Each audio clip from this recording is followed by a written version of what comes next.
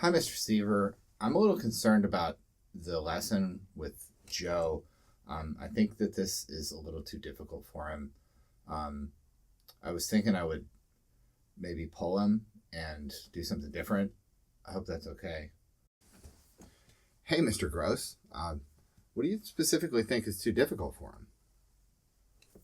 Well, he really seems to struggle with multiplication. I mean, he struggles with um, multiplication and subtraction. He's not super proficient there either.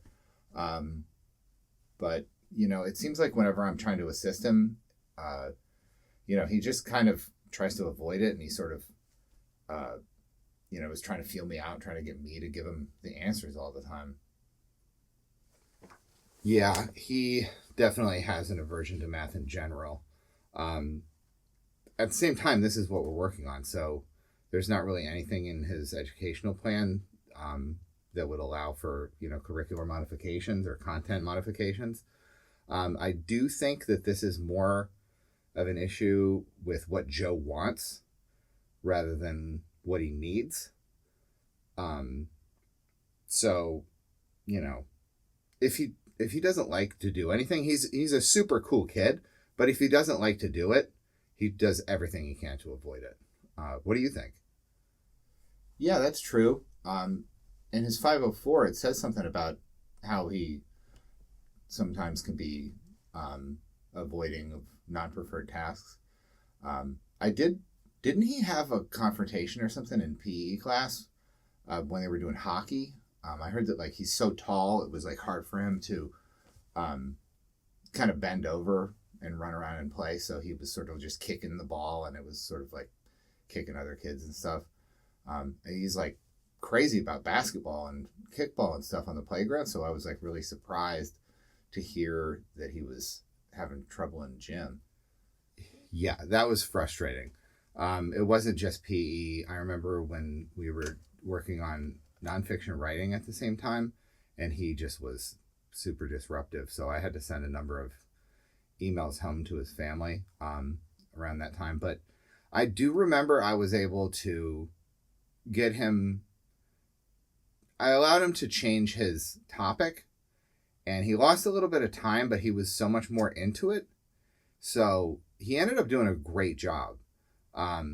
So I guess, back to math. What were you thinking? I admit I was a little dubious when you said do something different. What did you have in mind? Yeah, that's true. Sorry, I guess I just didn't really think it through. You're right about needing to keep him on the same level as all of his classmates. Now I guess I'm just not sure. The whole defiance thing is just kind of tough to work with. Totally. I'm the same way. I'm always trying to like be as accommodating as I can, especially with kids. But I think there's probably a way for us to let him work with the content differently. I really wanted to do a lot more manipulatives and games with this unit, but his classmates, some of them are, really prone to sort of off-task behavior when you give them anything other than a pencil. But let me try to introduce that more with the whole class, and then when you guys are doing your small group stuff, maybe you can kind of work a little bit more intensively with them. Actually, have you ever played Yahtzee? Yeah, it's been a while. We had it growing up. That's a good idea. There's some good practice in there.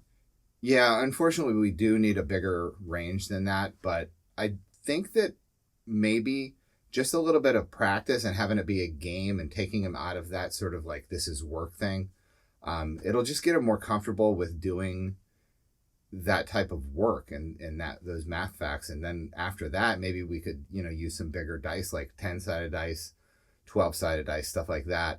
And we could probably, just make a modified Yahtzee for him and the whole class. Yeah, that could work. Thanks. I wish I had more of an idea, but I think this might be a good way to go. Oh, good, man. Nobody ever said teaching was easy. Sometimes when something's not working, make it a game.